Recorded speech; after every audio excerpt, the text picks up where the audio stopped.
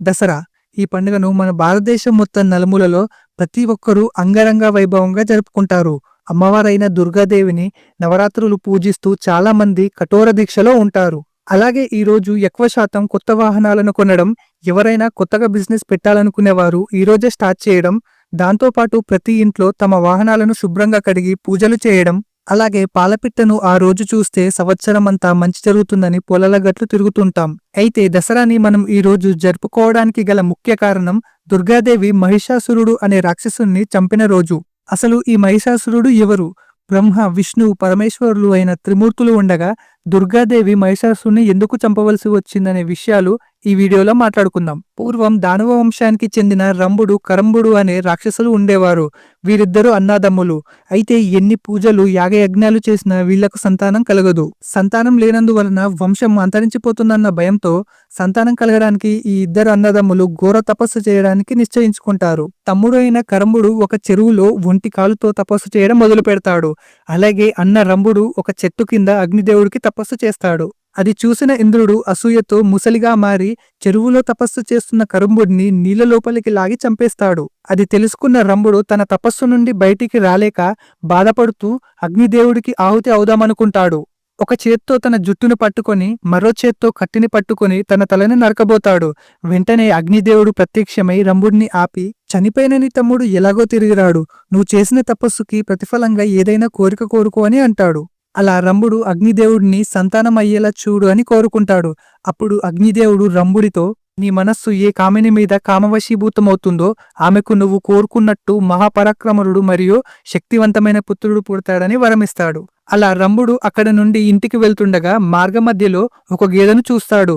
వెంటనే రంభుడికి కామవాంఛ పుట్టి ఆ గేదెతో సంగమిస్తాడు. అలా ఆ గేదె గర్భం దాల్చుతుంది. దాంతో రంభుడికి సంతానం కలుగుతుందన్న సంతోషంతో ఆ గేదెను పాతాళ లోకానికి తీసుకెళ్తాడు. కాలం గడుస్తున్న కొద్దీ ఒకసారి రంభుడి భార్య అయిన మహిషి అనగా గేదెపై ఒక దున్నపోతు దాడి చేస్తుంది. అది చూసిన రంభుడు దున్నపోతుని ఆపబోతాడు. వారిద్దరి మధ్య భీకర యుద్ధం జరుగుతుంది. కానీ బలమైన దెబ్బల కారణంగా రంభుడు ఆ దున్నపోతు చేతిలో చనిపోతాడు. అది చూసిన రంభుడి భార్య నిండు గర్భంతో ఏడుస్తూ యక్షుల దగ్గరికి వెళ్లి శరణు కోరుతుంది. అలా యక్షులు వెళ్లి ఆ దున్నపోతుని చంపి మహిషి అనగా గేదెను విముక్తి కల్పిస్తారు. తరువాత ఆ యక్షులు చితిపేల్చి రంభుడిని చితిపై పడుకోబెడతారు. అది చూసిన మహిషి తన భర్త కాలిపోవడం చూడలేక చితిలోకి నిండు గర్భంతో దూకుతుంది.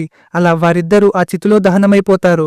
కాని అప్పుడే ఆ చితి మంటల్లోంచి సగం మనిషి మరియు దున్నపోతు తలగలిగిన ఒక బాలుడు బయటికి వస్తాడు. అతడే మహిషాసురుడు. మహిషాసురుడు చిన్నప్పటి నుండే తన రాక్షస బుద్ధితో దేవతలపై కక్ష పెంచుకుంటాడు. ఎలాగైనా దేవతలని ఓడించి ముల్లోకాలని ఏలాలనే కోరిక ఉండేది. అప్పటికే రాక్షస జాతిలో మహిషాసురుడు అత్యంత బలవంతుడు. ఇంకా చావు లేకుండా అమరుడైతే దేవతలందరినీ తన కాళ్ల కింద పెట్టుకోవచ్చని బ్రహ్మదేవునికి తపస్సు చేయడం మొదలు పెడతాడు. అలా ఎంత ఘోరమైన తపస్సు చేస్తాడంటే కొన్ని వందల వేల సంవత్సరాలు గడుస్తాయి.